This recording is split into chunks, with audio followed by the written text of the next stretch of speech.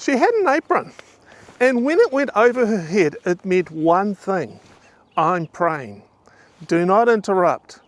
I want to tell you where that came from, because it starts with a woman who was a mother of 10 children, yet somehow she still found a way to the ancient path of prayer. We do like to get things done, don't we? It feels satisfying to cross things off a list, to put a tick next to an item. I use paper and pen for the same reason. It gives the brain a message. It's there, it's tangible, it's real. Something has been done. But how much do we measure ourselves by what we have or haven't done? How easily do we slip into comparisonitis, comparing ourselves to others? We're all wired this way to some degree, chasing the tick, the tangible marker, the proof that we did something with the day, that we have value.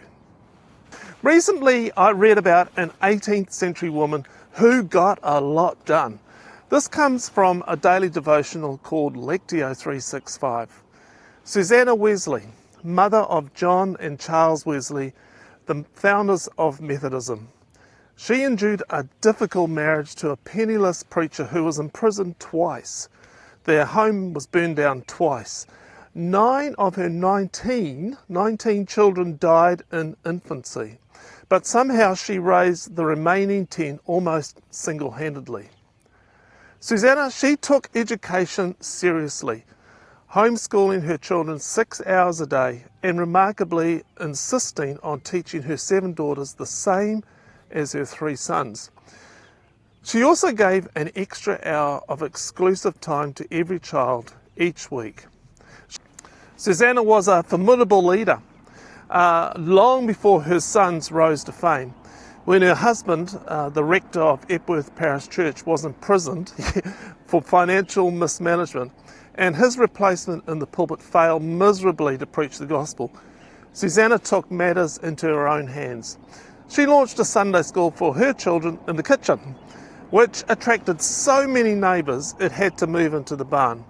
Before long, 200 people were gathering every Sunday to worship, pray and listen to Susanna reading sermons. And so this humble housewife, whose life was hard and who hailed from a small town in rural England, somehow became the spiritual mother of some 80 million Methodists in more than 130 nations today. But an interesting feature of Susanna's life is that whenever she wanted to spend time in focused prayer, she would pull her apron up and over her head. This signalled her need for privacy. You can imagine, in all the busyness of working through her list of things to be done, there wasn't much time for quiet. Yet she would stop, pull her apron over her head and pray. It was a signal. Do not interrupt. It was a boundary. Prayer is the ground of the ancient path. It's what we walk on. It's the grounded place where we find the stability to take that next millimetre step. So what does an ancient path prayer life actually look like? Like when I was a child, I felt prayer was like another must-do activity. A tick box, kneel beside your bed, work through the prayer list, show up to the prayer meeting, pass prayer requests down a prayer chain. And look, all of that can still be part of a prayer life. It's good and important, but it isn't the whole picture. Now I see prayer more as an ongoing, moment-by-moment walk with God. Sometimes it's focused, like having a list, but more often it's this. For me, it might be singing a song, writing a poem, silence, and listening to the early morning birdsong. Lectio Divina, which is a meditative listening to Scripture, walking on the beach. Ancient paths call us to pray more and do less. They invite us to ground ourselves in the reality of brokenness over the pain of others. But then they might also invite us to rejoice with a neighbour who has found a lost coin. So where's your apron? Do you have a signal you use or could use to say, do not interrupt, because you are leaving the noise, the list and the comparisonitis? Where's the door you shut? Ancient paths invite us to places where output isn't measured at all. Where's your beach? Do you have a place even under an apron that you retreat to? Our doing flows out of our being. Silence and solitude aren't an escape from what matters.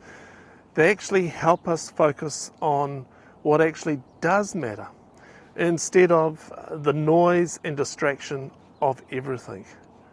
An ancient path invites us into a living communion with Christ on the path. Christ walking on the beach. Christ in every prayer-filled breath. I love the prayer referred to as the breastplate of St. Patrick. And I pray it quite often to remind me of Christ being with me on the path. Christ with me, Christ before me, Christ behind me, Christ in me, Christ beneath me, Christ above me, Christ on my right, Christ on my left, Christ when I lie down, Christ when I sit down, Christ when I arise, Christ in the heart of every man who thinks of me, Christ in the mouth of everyone who speaks of me, Christ in every eye that sees me, Christ in every ear that hears me. Ancient paths call us to pray more and do less. Follow for more like this.